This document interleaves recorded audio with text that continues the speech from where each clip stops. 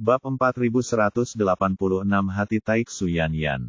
Ekspresi Ye Bufan berubah. Dia akhirnya mendapat kabar lebih lanjut. Dia memandang Dewa Suci Menkyu dan bertanya, apakah kamu yakin? Tahukah kamu konsekuensinya jika kamu berbohong padaku? Petik 2. Menkyu, Dewa Suci Kyu hari ini benar-benar yakin dan mengangguk berulang kali. Saya mendengar berita ini dari Tuan Kaisar Suci. Pertempuran itu begitu keras sehingga bumi hancur dan gunung serta sungai hancur. Perang. Saat itu, saya, klan primordial, mengirim beberapa orang kuat untuk memeriksanya, tetapi mereka terlambat satu langkah, dan yang mereka lihat hanyalah kekacauan pertempuran. Itu pasti orang suci kelas 5. Kaisar, dan ada lebih dari satu. Melihat betapa seriusnya dia, Ye Bufan mempercayainya. Lalu apakah Kaisar Sucimu mengatakan alasan perang ini? Kaisar Suci Menkyu berkata, ini benar-benar tidak dikatakan, saya kira Kaisar Suci juga tidak tahu. Semua orang sangat penasaran sekarang, mengapa Kaisar Suci umat manusia datang ke surga Dewa Perang kita untuk mengambil tindakan. Tapi setelah mencari untuk waktu yang lama, saya tidak dapat menemukan sesuatu yang berguna. Ye Bufan mengajukan beberapa pertanyaan lagi, tetapi bagaimanapun juga, pihak lain hanya tahu sedikit, dan dia tidak tahu siapa yang melakukannya, dan dia tidak tahu hal lain. Tapi untungnya, kami akhirnya membuat kemajuan. Setidaknya kami tahu lokasi spesifiknya. Jika kami pergi ke sana dan memeriksanya sendiri, kami masih mendapatkan sesuatu.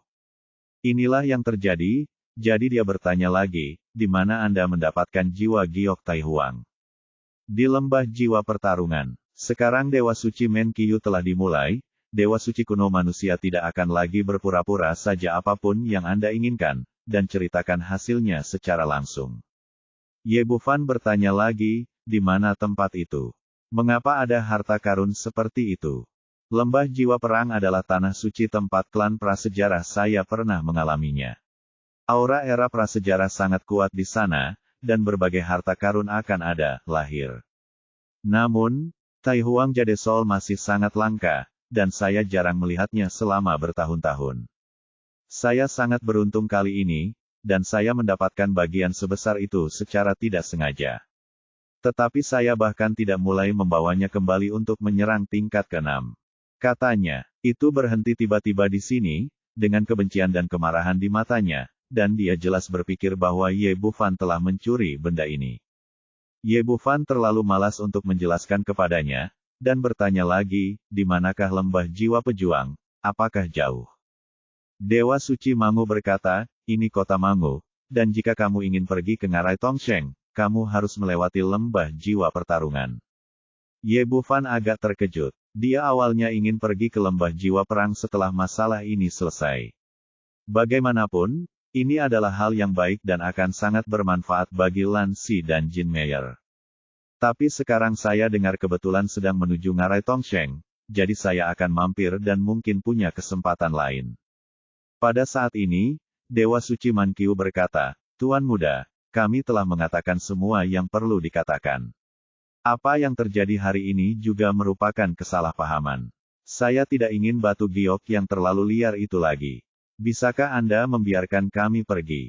Ye Bufan berpikir sejenak dan bertanya ketika keduanya bertemu untuk pertama kalinya, mereka sebenarnya tidak memiliki banyak kebencian, tetapi mereka tidak bisa dilepaskan begitu saja. Aku bisa melepaskanmu, tapi kamu harus membawa kami ke rumah harta karun untuk berjalan-jalan. Klan Savage tidak pandai dalam kekuatan mental dan jarang menggunakan cincin penyimpanan. Tidak apa-apa melepaskan dua orang, tetapi Anda harus mendapat untung besar. Dewa Suci kuno ragu-ragu sejenak, tapi akhirnya mengangguk setuju. Pertama, meskipun harta karun itu bagus, itu tidak sepenting nyawanya sendiri. Kedua, hal yang paling berharga di seluruh brankas adalah jiwa Giok Tai Huang. Hal-hal ini telah diambil oleh orang lain, dan hal-hal lain tidak penting untuk dibandingkan. 1/4 jam kemudian, Ye Bufan dan semua orang muncul di rumah harta karun besar di kota Mangu. Area di sini sangat luas, puluhan ribu meter persegi, dan banyak sumber daya yang tersimpan, namun hanya sedikit yang disukai Ye Bufan. Ada tumpukan kristal giok dewa perang di dalamnya. Benda ini dianggap sebagai mata uang dan sumber daya bagi klan barbar, tapi tidak berpengaruh besar pada Ye Bufan. Apakah itu Jin Meyer atau Lan Si, sulit untuk meningkatkannya sekarang, dan kesenjangan levelnya terlalu besar. Adapun jiwa giok Tai Huang, itu adalah sesuatu yang hanya dapat ditemukan tetapi tidak dapat ditemukan. Hanya sebagian besar dari seluruh kota kuno yang jatuh ke tangannya. Saya berjalan di sekitar sini dan memilih beberapa bahan pemurnian senjata. Tiba-tiba ekspresi Ye Bufan berubah dan matanya tertuju pada batu seukuran bola basket. Warnanya ungu kecoklatan dan biasa-biasa saja. Terlihat bahwa Dewa Suci kuno tidak terlalu memperhatikannya dan hanya melemparkannya secara acak ke sudut. Ternyata ini adalah Taiksu Yanyansin. Setelah memastikan penilaiannya, matanya bersinar terang. Ini bukan batu biasa, tapi harta karun langka. Kegunaan terbesar dari benda ini adalah untuk membantu nyala api maju. Terlihat biasa saja di luar, bahkan terasa dingin saat disentuh, namun di dalamnya mengandung energi api yang tak ada habisnya. Setelah ditelan oleh api kuno hitam dan kuning, saya yakin ia bisa melangkah lebih jauh dan langsung mencapai tingkat api oranye. Penemuan ini membuat Ye Bufan sangat gembira, bahkan lebih bahagia daripada dia baru saja mendapatkan Tai Huang Jade Soul. Lagi pula, api anehnya sudah lama tidak ditingkatkan, dan itu tidak akan efektif dalam pertarungan levelnya. Namun jika ia melangkah lebih jauh dan menjadi api oranye, kekuatannya pasti akan meningkat berkali-kali lipat. Hahaha. Aku tiba-tiba mengambil harta karun. Ye Bufan tertawa dan meraih Taiksu Yanyansin di tangannya, berbalik untuk melihat Dewa Suci kuno yang ada di tangan Ye Tian. Dari mana kamu mendapatkan benda ini? Menurut idenya, jika dia dapat menemukan sumbernya dan mendapatkan lebih banyak Taiksu Yanyansin, maka bukanlah mimpi untuk mempromosikan api Yuangu Xuan Huang ke level merah tertinggi. Dewa Suci kuno terpaksa membawa semua orang ke rumah harta karun. Dia awalnya khawatir Ye Bufan akan benar-benar mengosongkan tempatnya, tetapi ketika dia melihat pihak lain hanya tertarik pada pecahan batu, dia merasa jauh lebih santai. Saya mengambil ini dari seorang biksu manusia, dan membuangnya tanpa mengetahui untuk apa. Mendengar jawaban ini, Ye Bufan merasa agak menyesal, tapi sayang sekali dia tidak dapat menemukan asal-muasal harta karun ini. Namun meski begitu, panennya masih membuahkan hasil. Mendapatkan sepotong Tai Huang Jade Soul dan secara tak terduga mendapatkan Taiksu Flame Heart adalah sebuah kejutan besar. Demi suasana hatiku yang baik, aku akan mengampuni kalian berdua kali ini. Ye Bufan tidak memiliki banyak dendam terhadap klan An Huang, dan sekarang dia telah menerima 2 harta lagi, suasana hatinya sedang sangat baik. Melambaikan tangannya, Ye Tian dengan santai melemparkan 2 saudara suci kuno itu ke tanah, dan semua orang pergi. Sialan, dari mana ras manusia bajingan ini berasal? Setelah semua orang pergi, Dewa Suci kuno sangat marah. Dia tidak pernah mengalami penghinaan seperti itu selama bertahun-tahun, dan dia tidak pernah menderita kerugian sebesar itu. Dapat dikatakan bahwa luka di tubuhnya tidak menyebabkan kerusakan yang serius, dan dia dapat pulih dengan cepat dengan tubuhnya yang kuat.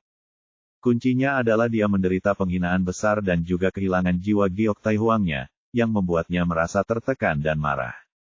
Dewa Suci Manqiu berkata dengan sedih, "Saudaraku, lupakan saja. Saya merasa kita tidak mampu menyinggung perasaan orang ini. Tidak, balas dendam ini harus dibalas." Dewa Suci Manqiu mengertakkan gigi, "Saya akan mengirimkan pesan kepada Kaisar Suci sekarang. Tuanku, kita tidak boleh membiarkan mereka membiarkan Dewa Perang hidup-hidup." Bab 4187 Siapa itu? Ye Bufan dan semuanya tidak kembali ke penginapan, tetapi langsung meninggalkan kota Mangu.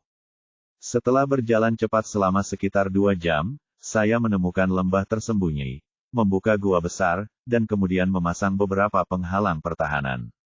Ye Bufan berencana untuk meningkatkan kekuatan Jin Meyer dan yang lainnya terlebih dahulu, lalu pergi ke lembah jiwa pertarungan. Sebagai perbandingan, semangat prasejarah surga Dewa Perang lebih kuat, dan peningkatan di sini lebih baik daripada Istana Raja Naga. Bagaimanapun, keduanya tidak perlu selamat dari kesengsaraan. Setelah semuanya siap, Ye Bufan mengatur barisan kecil pengumpulan roh, meminta Jin Meyer dan dua orang untuk duduk di tengah barisan, dan mengeluarkan Tai Huang Jade Soul. Dengan cara ini, energi prasejarah yang dipancarkan Tai Huang Jade Soul dapat lebih mudah diserap oleh keduanya. Fakta membuktikan bahwa cara ini sangat efektif.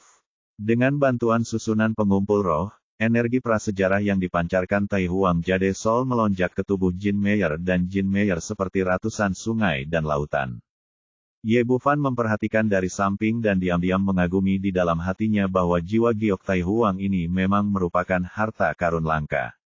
Aura prasejarah yang dipancarkannya begitu murni sehingga mereka berdua dapat menyerapnya secara langsung bahkan tanpa memurnikannya. Faktanya, bahkan di Ares Heaven, sangat sulit untuk menemukan Tai Huang Jade Soul yang begitu besar dan berkualitas tinggi. Itulah mengapa Dewa Suci kuno sangat mementingkan dan bersiap menggunakannya untuk menyerang kelas 6, tapi sekarang lebih murah untuk Lan Xi dan Jin Meyer. Seiring berjalannya waktu, Tai Huang Jade Soul menjadi semakin kecil, dan momentum keduanya menjadi semakin kuat. Sekitar 6 jam kemudian, dengan bantuan formasi pengumpulan roh, Tai Huang Jade Soul terserap seluruhnya. Pada saat ini, aura Jin Meyer sangat kuat. Dia tidak hanya telah memasuki level Dewa Suci kuno, tetapi dia juga telah mencapai level ketiga dalam satu gerakan. Lan Xi juga telah meningkat pesat. Meskipun dia tidak sebaik Jin Meyer, dia juga telah menjadi orang suci prasejarah kelas 2. Ye Bufan sangat puas dengan hasil ini. Sepotong Tai Huang Jade Soul membuat mereka berdua mencapai peningkatan besar. Kalau masih ada lagi, sepertinya War Soul Valley masih perlu dikunjungi. Meminta Jin Meyer dan Jin Meyer pergi ke samping untuk mengkonsolidasikan wilayah mereka, dia mengeluarkan Taiksu Flame Heart dan memegangnya di telapak tangannya. Jika dia tidak memperoleh warisan pengobatan kuno dan dapat mengenali benda ini, akan sulit membayangkan bahwa benda itu mengandung energi api yang sangat kuat. Harta karun semacam ini sangat terkendali, dan tidak ada kebocoran panas yang terasa dari luar. Dengan jentikan pergelangan tangannya, Taiksu Yanyansin melayang di depannya, dan kemudian bola api kuning muncul di telapak tangannya. Setelah api Yuangu Xuanhuang dipanggil, ia segera merasakan keberadaan Taiksu Yanyansin. Ia melompat dengan keras beberapa kali, lalu tiba-tiba menerkamnya, seolah-olah seekor serigala lapar telah menemukan makanan setelah sekian lama lapar. Api kuning menyelimuti Taiksu Yanyansin, dan kemudian api itu melonjak, melompat terus-menerus, mengeluarkan nafas yang sangat panas. Adapun apa yang terjadi di dalam, bahkan kesadaran spiritualnya tidak dapat mengaksesnya. Untungnya, Ye Bufan telah membuat persiapan yang cukup sebelumnya, dan panas tidak keluar dari balik pelindung. Pada saat ini, api Yuan Gusuan Huang sepertinya memiliki kehidupan, berdetak seperti jantung. Panasnya meningkat 1 poin setiap kali dipukul, dan setelah sekitar 1 jam, warnanya mulai berubah secara perlahan. Pertama ada sedikit lingkaran cahaya oranye, dan kemudian warnanya perlahan menjadi lebih pekat. Kali ini proses penyerapan dan pemurnian memakan waktu lama. Setelah sekitar 10 jam, hati Taiksu Yanyan benar-benar meleleh. Pada saat ini, api Yuan Gusuan Huang telah berubah warna menjadi oranye tua, seperti matahari kecil, memancarkan aura yang sangat panas. Melihat api di depannya, Ye Bufan diliputi kegembiraan. Api aneh itu terbagi menjadi 7 tingkatan, yaitu merah, oranye, kuning, hijau, biru, dan ungu. Namun kini, api Yuan Gusuan Huang akhirnya mencapai level oranye, dan kekuatannya meningkat berkali-kali lipat dibandingkan sebelumnya. Setelah menyelesaikan peningkatan, Ye Bufan mengajak semua orang dalam perjalanan lagi. Wilayah Hong Huangtian sangatlah luas. Kota Mangu sebelumnya hanya berada di pinggirnya. Dibutuhkan waktu hampir 7 hari untuk mencapai Ngarai Tongsheng yang dalam. Sedangkan untuk lembah jiwa perang di tengah, dibutuhkan waktu 3 hari untuk mencapainya. Ye Bufan mengendalikan Jiutian, dan setelah menstabilkan kekuatannya, Jin Meyer dan Lan Xi menemaninya. Jin Meyer berkata, dengan gembira di wajahnya, saya benar-benar tidak tahu siapa pria berbaju hitam itu. Jika bukan karena penampilannya, kami benar-benar tidak akan bisa mendapatkan keuntungan sebesar itu. Mungkinkah orang itu sama sekali tidak kita kenal, dia dikejar tanpa tujuan dan berada di ujung tali, jadi dia meninggalkan Tai Huang Jade Sol bersama kami. Untuk mengalihkan perhatian Dewa Suci kuno sehingga dia bisa melarikan diri. Ye, Bu Fan menggelengkan kepalanya, benda itu dicuri dari tangan Dewa Suci kuno. Dia pasti sudah mengetahui kekuatan lawan sebelum mengambil tindakan, kalau tidak, dia tidak akan berhasil dengan mudah. Sudah siap sepenuhnya, dia tidak akan mudah dikejar tanpa ada cara untuk melarikan diri. Jin Meyer berkata, maksudmu pria itu mengenal kita dan melakukan semua ini dengan sengaja, tapi apa tujuannya? Ye Bu Fan sedikit mengernyit. Dia sudah memikirkan hal ini sejak lama. Kesulitannya terletak di sini. Lu Bengxia berkata, mungkinkah itu sebuah jebakan, untuk membiarkan Dewa Suci kuno mengambil tindakan terhadap kita? Biasanya, kemungkinan ini sangat tinggi, tapi itu agak tidak masuk akal. Ingin menjebak kita, di bingkai, itu pasti musuh kita.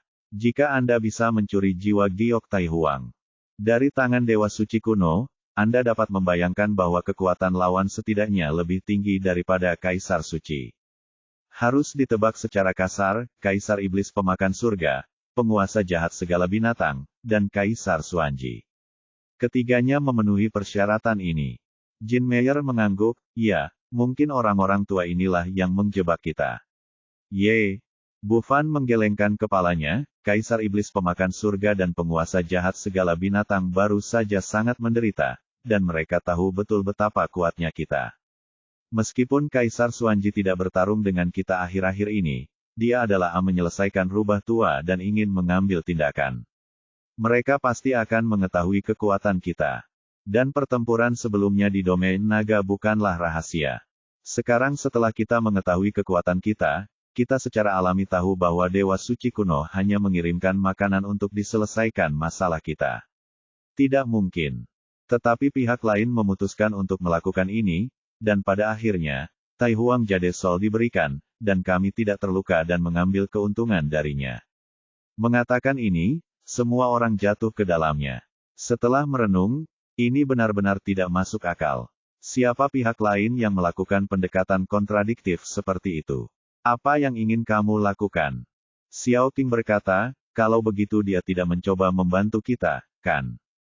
Ini tidak mungkin. Jika dia adalah seorang teman, dia tidak akan memberi kita jiwa Giok Tai Huang dengan cara ini. Petik 2. Lupakan saja. Saya tidak ingin memikirkannya lagi. Entah itu musuh atau teman, saya yakin orang itu akan muncul lagi di masa depan lembah jiwa perang.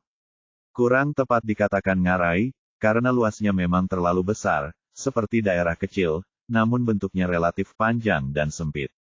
Bab 4188 Pertempuran Lembah Jiwa. Ketika Ye Bu Fan dan yang lainnya tiba di tepi lembah jiwa perang, mereka segera merasakan aura perubahan hidup yang kuat, bercampur dengan aura pembunuhan yang ganas.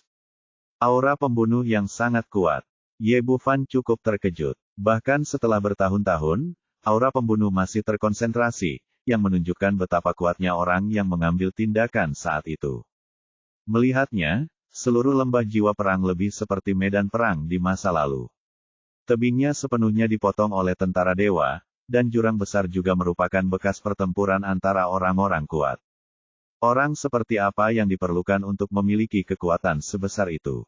Ye Bu Fan tidak bisa tidak memikirkan apa yang dikatakan serangga iblis pertama sebelumnya. Seorang pria kuat berlari keluar dari dunia suci kekacauan dan ingin menyatukan dunia abadi, sehingga semua kaisar suci sejati bergabung untuk menjadi musuhnya.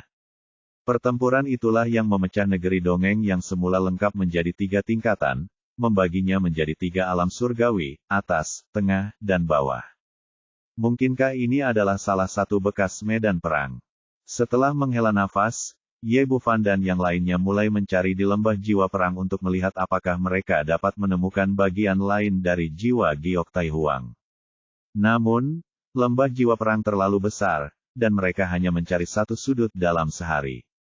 Meskipun dia telah memperoleh sesuatu dan menemukan beberapa rumput peri langka dan bahan pemurnian senjata, dia tidak melihat bayangan Tai Huang Jade Sol. Tak heran, benda ini sangat langka. Klan prasejarah sudah sering datang ke sini untuk berlatih selama bertahun-tahun. Selain itu, ada banyak bahaya di sini. Dari waktu ke waktu, kita menjumpai beberapa bentukan alam, ada yang sangat sederhana, dan ada pula yang tingkatnya tinggi. Untungnya, Ye Bufan memiliki pencapaian yang sangat tinggi dalam bentukan, jadi tidak ada bahaya. Di saat yang sama, masih ada jejak yang ditinggalkan oleh perang. Pusaran pembunuh yang ditinggalkan oleh beberapa orang kuat akan bertahan lama.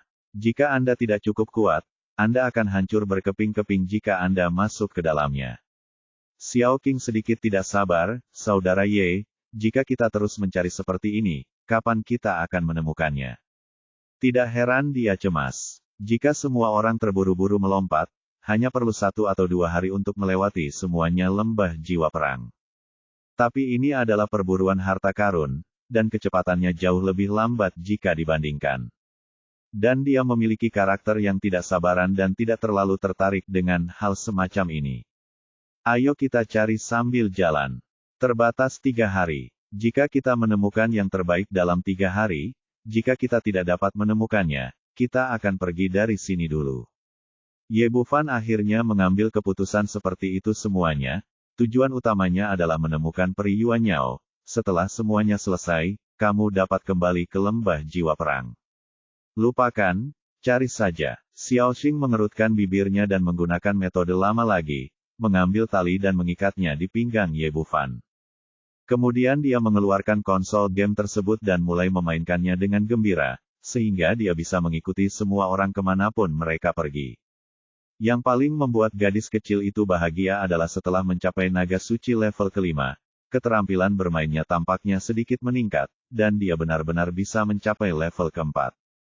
Ye Bufan memimpin semua orang untuk terus mencari, tapi kali ini metodenya agak berubah, tidak lagi mencari sedikit demi sedikit. Sebaliknya, berjalanlah ke arah ngarai Tongsheng. Kemanapun Anda pergi, apapun yang Anda temukan bergantung pada kebetulan. Saat matahari terbit dan terbenam, hari lain berlalu. Semua orang memperoleh sedikit keuntungan, tetapi mereka masih tidak melihat bayangan Tai Huang Jade Sol. Ye Bufan mengangkat kepalanya dan melihat sekeliling, bersiap untuk mengidentifikasi arah dan bergerak maju. Tetapi pada saat ini, tiba-tiba terdengar suara pertempuran di depannya, dan 2 sosok muncul di hadapannya. Peri wanita berpakaian putih, memegang pedang peri, bertarung dengan seorang pemuda jangkung dan kuat. Kekuatannya tidak lemah, dan dia telah mencapai puncak Kaisar Abadi.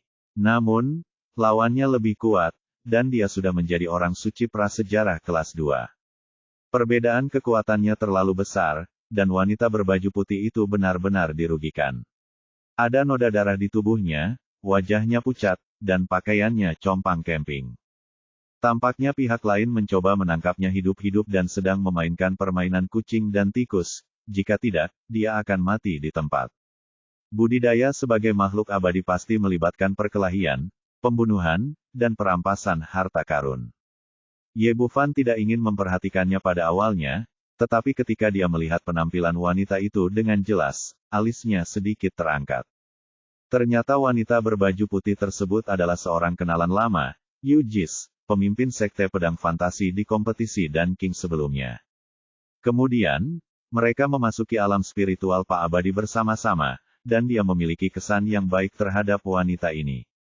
Selain itu, dia berasal dari sekte Huanjian, sekte yang pernah menjadi milik Peri Yuan Yao, jadi dia tidak bisa hanya duduk diam dan mengabaikannya. Sosoknya bersinar, membuat semua orang terbang ke sana. Pakaiannya robek, dia malu dan marah, Yu Jis melawan dan mundur, tidak mampu melawan dan lari, dan hatinya penuh dengan keputusasaan. Pelacur kecil, sekarang kamu di sini bersamaku, klan prasejarahku, jangan lari. Mulai sekarang, kamu bisa menjadi istri tuan kota mudaku. Wajah pemuda itu garang, dengan senyuman cabul di wajahnya. Dia bahkan tidak menggunakan senjata sama sekali. Dia hanya mengandalkan kedua tangannya yang besar seperti telapak tangan untuk menekan Yu Jis. Pria itu meraihnya dengan tangan kirinya dan menghancurkan cahaya pedang tersebut, dan meraihnya langsung ke dadanya dengan tangan kanannya. Bajingan, melihat pihak lain memperlakukannya dengan begitu enteng, Yu Jis merasa malu dan marah, tetapi pada saat ini sudah terlambat untuk menghindar. Melihat mangsanya akan segera didapat, pria itu tidak bisa menahan tawa. Wanita di depannya sangat cantik, dengan kulit sebening kristal dan dada tinggi. Hanya dengan melihatnya saja sudah membuatnya menelan ludahnya. Setelah sekian lama bermain kucing-kucingan, akhirnya tiba saatnya menutup jaring. Namun dia tidak pernah menyangka ketika dia meraihnya dengan tangan besarnya, dia tidak menemukan apapun. Sialan, kenapa kamu lari? Pria itu mendongak dengan marah dan melihat 6 atau 7 orang muncul di depannya, dan Yu Ji telah tiba di sebelah seorang pemuda. Orang yang mengambil tindakan secara alami adalah Ye Bufan. Dia melirik ke arah Yu Ji yang diselamatkan dan berkata, bagaimana kabarmu? Apakah kamu baik-baik saja? Petik 2. Tuan Ye, kenapa kamu beruntung sekaligus kaget? Tanpa diduga, Anda akan bertemu Ye Bufan di sini. Alam spiritual Pak Abadi telah melihat kekuatan lawan sebelumnya. Meskipun dia membunuh semua orang pada saat itu, orang-orang yang dia hadapi semuanya adalah ahli tingkat Kaisar Abadi. Menurutnya, Ye Bufan berada di puncak Kaisar Abadi, dan tidak mungkin untuk berkembang pesat dalam waktu sesingkat itu. Kekuatan pria yang mengejarnya di belakangnya setidaknya adalah orang suci prasejarah kelas 2. Menghadapi pembangkit tenaga listrik tingkat Kaisar Abadi hanya bisa menjadi bencana. Bagaimanapun, mereka berdua adalah manusia, dan mereka juga ahli ramuan langka. Dia tidak ingin melibatkan pihak lain, dan segera berteriak, Tuan Ye, larilah, ini tidak ada hubungannya denganmu. Melarikan diri. Siapa yang merusak perbuatan baikku di Dewa Perang? Kamu juga tidak bisa melarikan diri. Pemuda itu terkekeh dan melirik ke arah Jin Meyer dan Lansi, matanya menjadi semakin tajam. Nak, serahkan wanita-wanita ini dengan jujur, dan aku, Tuan Muda, dapat mengampuni nyawamu. Begitu dia selesai berbicara, terdengar suara tajam di telinganya, dan kemudian seluruh tubuhnya dicambuk. Dengan rambut merah berkibar, Jin Meyer lah yang mengambil tindakan, dan dengan satu tamparan pria itu terbang beberapa puluh kaki jauhnya. Sekarang dia memiliki kekuatan orang suci prasejarah tingkat ketiga, dia dapat mengajar orang tingkat kedua dengan mudah. Pemuda itu tertegun. Dia bangkit dari tanah dan menyeka darah dari sudut mulutnya. Dia meraung dengan marah, dasar jalang, kamu berani memukulku. Tahukah kamu siapa aku? Akulah Tuan Kota Muda dari Kota Mangu, Manhuo. Ayahku adalah Dewa Suci Primordial kelas 5, dan tidak ada di antara kalian yang bisa bertahan jika menyentuhku. Bab 4189 Berita Tak Terduga. Ternyata pemuda di hadapannya adalah Manhuo, putra Raja Suci Mangu dan pria nomor 1 di Kota Mangu. Tidak hanya di Kota Mangu, dengan mengandalkan identitas dan status ayahnya, dia juga tidak bermoral di seluruh God of War, dan tidak ada yang berani menyinggung perasaannya. Kali ini saya datang ke God of War, sepertinya itu hanya pengalaman, namun nyatanya, saya mengandalkan identitas dan kekuatan saya untuk menindas sesama suku, termasuk biksu asing dari umat manusia. Sungguh sial Yu Ji karena dia bertemu pria ini. Manhuo awalnya adalah orang yang sangat bernafsu. Dia belum pernah melihat wanita secantik itu, dan dia segera menjadi penuh nafsu, yang mengarah ke adegan sebelumnya. Di luar dugaannya, orang-orang yang muncul kemudian ternyata lebih kuat darinya. Jika mereka tidak bisa dikalahkan, maka mereka harus menggunakan latar belakang di belakang mereka. Hal semacam ini pernah terjadi di masa lalu. Selama kekuatannya tidak sebanding dengan lawan, maka identitas Dewa Suci kuno akan terungkap. Fakta membuktikan bahwa di kawasan surga Ares, nama ini masih sangat berguna. Selama dia tahu bahwa dia adalah putra Dewa Suci Primordial kelas 5, pihak lain akan memberinya muka atau melarikan diri dalam ketakutan. Secara keseluruhan, dia tidak gagal sejauh ini. Kali ini, Manhuo memiliki mentalitas yang sama, berpikir bahwa selama dia mengumumkan nama ayahnya, pihak lain akan ketakutan sampai titik lemahnya, dan kemudian dia dengan patuh menyerahkan tangan peri cantik itu. Namun hasilnya sekali lagi di luar dugaannya. Setelah dia menyebut nama Dewa Suci kuno, ekspresi orang di depannya menjadi aneh. Bukan rasa takut, bukan kaget, senyumannya seakan penuh ejekan. Dalam kemarahan, dia berteriak lagi, apa maksudmu? Apakah kamu mendengarku dengan jelas? Ayahku adalah Dewa Suci kuno tingkat 5, Dewa Perang kuno. Ye Bufan terkekeh, ternyata dia adalah putra dari orang tua itu. Dia baru saja diberi pelajaran oleh kami, melihat ayahmu telah mengeluarkan cukup banyak harta, aku akan mengampuni hidupmu, jadi keluarlah dari sini. Setelah dia mengatakan ini, beberapa orang di sekitarnya tertawa. Kedua saudara Dewa Suci kuno baru saja diajari untuk menjadi seperti anjing, dan sungguh konyol bahwa putranya benar-benar menggunakan identitas ini untuk memamerkan kekuatannya kepadanya. Kamu, segalanya benar-benar berbeda dari yang dia harapkan. Manhuo terkejut dan marah. Dia tidak menganggap apa yang dikatakan pihak lain itu benar. Meskipun penampilan Jin Meyer barusan lebih kuat darinya, kekuatannya paling banyak adalah dewa perang prasejarah kelas 3. Belum lagi ras manusia yang tersisa, bagaimana mereka bisa menjadi lawan ayahku? Selain Kaisar Suci, ayahnya tidak takut pada siapapun di antara 6 dewa perang besar. Bagaimana dia bisa dikalahkan oleh orang-orang ini? Menurutnya, Ye Bufan dan yang lainnya hanya mengarang kebohongan untuk mempermalukan diri sendiri. Sialan, aku akan membunuhmu. Sangat marah, Manhuo kehilangan akal sehatnya dan bergegas maju dengan tongkat. Ini juga merupakan kelanjutan dari kepribadian arogan dan mendominasi di masa lalu. Saya merasa tidak ada yang berani menyentuh saya karena identitas ayah saya. Tapi hari ini, tidak ada yang berjalan sesuai naskah. Begitu saya pindah ke sini, saya merasakan leher saya menegang, dan kemudian seluruh tubuh saya terangkat. Kali ini Ye Tian yang mengambil tindakan, mencengkeram lehernya dan mengangkatnya. Niat membunuh di matanya begitu kuat sehingga hati Manhuo menegang saat melihatnya, dan dia segera menjadi tenang seperti air dingin yang dituangkan ke kepalanya. Pada saat ini, dia dengan jelas menyadari bahwa pihak lain tidak bercanda, tetapi benar-benar berani membunuhnya. Dia benar-benar keras kepala, patahkan lengannya dan biarkan dia pergi. Meskipun orang ini agak penuh kebencian, demi Tai Huang Jade Sol dan Tai Xuyan Yanxin, Ye Bufan tetap menoleransinya dan tidak menginginkan orang ini hidup. Ye Tian tidak ragu-ragu untuk menuruti perintah kakak laki-lakinya. Dia mengulurkan tangannya dan mematahkan salah satu lengannya, lalu menendangnya pergi. Api liar itu terbang sejauh 100 kaki dan menghancurkan 7 atau 8 batu secara berurutan sebelum menstabilkan tubuhnya. Ketika dia bangun lagi, satu-satunya yang tersisa di matanya hanyalah ketakutan. Awalnya saya mengira Jin Meyer adalah yang terkuat di antara mereka, namun ternyata pemuda yang baru saja mengambil tindakan itu malah lebih bertenaga dan pedas.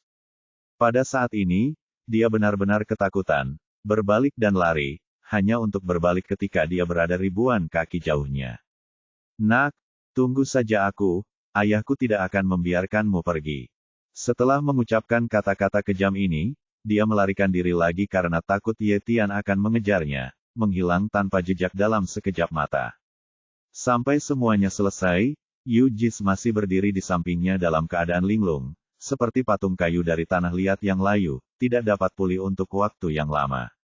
Saya pikir orang-orang seperti Ye Bufan akan mendapat masalah karena dia, tetapi pada akhirnya, mereka mengalahkan dewa perang kelas 2 sampai pantatnya basah.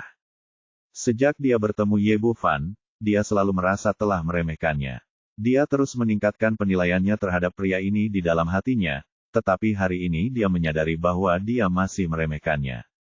Meskipun Ye Bufan sendiri tidak mengambil tindakan, dunia abadi selalu menghormati kekuatan. Mampu mengendalikan 2 bawahan yang begitu kuat, bisa dibayangkan kekuatannya. Terlepas dari apakah kekuatan sejatinya adalah Kaisar Suci kelas 3 atau Kaisar Suci kelas 4, dia masih jauh melampaui puncaknya sebagai Kaisar Abadi. Ye Bufan tidak punya banyak ide. Di matanya, Manhuo hanyalah seekor semut yang tidak penting, hanya lelucon. Setelah menangani hal-hal ini, dia menoleh ke arah Yu Jis. Oke, tidak apa-apa. Apakah kamu ingin aku membantumu merawat lukamu? Tidak, tidak perlu. Dia juga ahli ramuan tingkat 12. Cedera ini dapat dengan mudah diobati. Kalau begitu, aku akan pergi. Ye Bufan masih ada urusan dan tidak ingin terlibat terlalu banyak dengannya, jadi dia bersiap untuk pergi bersama beberapa orang. Tunggu sebentar, Yu Jis ragu-ragu sejenak, lalu memanggilnya keluar. Ye Bufan sedikit terkejut, Priyu, apakah ada hal lain? Raja Yedan, terima kasih atas anugerah penyelamatan nyawamu. Pada saat ini, Yujis benar-benar tenang dan kembali ke penampilan peri yang acuh tak acuh sebelumnya. Kamu dan aku adalah kenalan lama, jadi tidak perlu bersikap sopan tentang hal kecil ini. Setelah Ye Bufan selesai berbicara, dia hendak pergi lagi. Yujis berkata, aku membuat penemuan besar di lembah jiwa perang ini sebelumnya, dan sekarang aku bisa memberitahu raja dan untuk membalas budiku. Ini benar-benar tidak perlu. Aku hanya bisa melakukannya dengan sedikit usaha. Ye Bufan sedang terburu-buru untuk menemukan Tai Huang Jade Sol, dan benar-benar tidak ingin berbicara terlalu banyak, mengatakan bahwa dia sudah berada 100 kaki jauhnya. Saya mungkin telah menemukan bodhicitta. Begitu Yujis mengucapkan kata-kata ini, Ye Bufan, yang telah pergi, tiba-tiba muncul di hadapannya, tampak bersemangat. Apa katamu? Apakah kamu yakin? Bagaimana kamu tahu itu bodhicitta? Di mana kamu menemukannya? Ye Bufan menanyakan serangkaian pertanyaan. Sekarang saya memiliki tanduk unicorn dan Ganoderma lucidum abadi di tangan saya. Jika saya ingin membangunkan peri Yuan Yao dan menghidupkan kembali tuan saya Gong Qingxuan, yang kurang dari saya adalah bodhicitta. Tidak ada petunjuk sebelumnya, dan dia sangat cemas. Kemudian Yujis tiba-tiba berkata bahwa dia telah menemukan bodhicitta, bagaimana mungkin dia tidak bersemangat. Raja Yedan, jangan khawatir, dengarkan aku pelan-pelan. Yujis menceritakan secara singkat apa yang terjadi. Ternyata setelah kompetisi Dan King, dia keluar untuk berlatih dan kebetulan datang ke lembah jiwa perang. Saya tidak mendapatkan banyak hasil yang baik pada awalnya. Saya hendak pergi ketika tiba-tiba saya mencium aroma. Rasanya sangat hambar, namun sangat istimewa. Jika itu orang lain, dia mungkin tidak terlalu peduli, tapi dia adalah ahli ramuan tingkat 12 dan tahu banyak tentang rumput peri. Dia segera menyadari bahwa ini adalah aroma unik dari biji bodi ketika sudah matang. Bab 4190 panasnya belum datang. Lalu, di mana bodhicitta? Apa dia baru saja direnggut oleh anak itu? Aku akan mengejarnya sekarang. Ye Bufan sangat bersemangat dan hendak mengejar Manhuo. Bagaimanapun juga, bodhicitta terlalu penting untuk membiarkan kesalahan apapun. Tidak, tidak. Raja Yedan mendengarku berkata bahwa dia belum menemukan bodhicitta sama sekali. Yujis menariknya kembali, aku hanya menebak setelah mencium aromanya, dan kemudian aku mulai melihat sekeliling, tapi di sana bukan apa-apa. Ketemu. Ye Bufan sedikit tenang, bagaimana ini bisa terjadi? Ikuti saja aromanya dan carilah. Titik petik 2, bukan seperti itu, kata Yujis, aku mencarinya sepanjang hari. Tapi saya tidak menemukan apapun. Saya juga punya beberapa pemikiran. Area yang dicakup oleh wewangian itu sekitar 100 mil, dan di sekitarnya relatif kusam, tetapi di tengahnya relatif kuat. Tidak dapat melihat bodhicitta karena mungkin tertutup oleh formasi, dan hanya saja aromanya tidak dapat menutupinya. Saya mengetahuinya. Petik 2. Ye Bufan mengerutkan kening, arai. Apakah benda ini memiliki pemiliknya? Tampaknya tidak demikian. Meskipun saya hanya seorang ahli ramuan, saya memiliki sedikit pengalaman dalam susunannya. Sepertinya itu bukan buatan manusia, lebih seperti formasi alami. Yujis berkata, awalnya aku ingin melihat lebih dekat, tetapi ketika aku bertemu pria jahat itu, aku tidak punya pilihan selain melarikan diri dan melawannya. Titik. Kita sudah sampai di Raja Yedan. Berkata, itu, bisakah Anda membawa saya ke sana untuk melihatnya? Awalnya, Yujis ingin menggunakan berita ini untuk membalas Ye Bufan karena telah menyelamatkan hidupnya, jadi dia tidak ragu sama sekali. Dia memimpin, dan semua orang bergegas ke utara. Perjalanannya tidak terlalu jauh, dan semua orang bergerak sangat cepat. Kurang dari 1/4 jam kemudian, Yujis berhenti. Ini adalah gurun pasir, dengan pasir keemasan dan bebatuan sejauh mata memandang. Bahkan tidak ada satupun tanaman hijau yang terlihat. Sama sekali tidak ada rumput yang tumbuh. Jika bukan karena bimbingan wewangian, tidak ada yang menyangka bodhicitta akan tumbuh di tempat di mana kelinci tidak buang air besar. Ye Bufan tidak ragu-ragu. Setelah menginjakkan kaki di sini, indera penciumannya yang tajam mendeteksi aroma yang sangat istimewa. Tradisi medis kuno memiliki catatan rinci tentang bodhicitta. Ini adalah aroma khusus yang dikeluarkan bodhisattva ketika ia dewasa. Hal ini membuatnya gembira, dan akhirnya dia menemukan bodhicitta setelah melalui segala macam kesulitan. Sekarang mereka sudah ada di sini, langkah selanjutnya adalah dia memimpin semua orang untuk menemukan jalan. Segera kami berhenti di sebidang pasir kuning, aromanya paling kuat di sini, dan itu seharusnya menjadi tempat tinggal bodhicitta. Setelah mengamati sekeliling, ada sedikit jejak energi dari formasi yang berfluktuasi di ruang angkasa. Tebakan Yujis benar. Tempat ini memang ditutupi oleh formasi, dan levelnya sangat tinggi. Kecuali Anda mencapai level tertentu, Anda tidak akan bisa merasakannya sama sekali.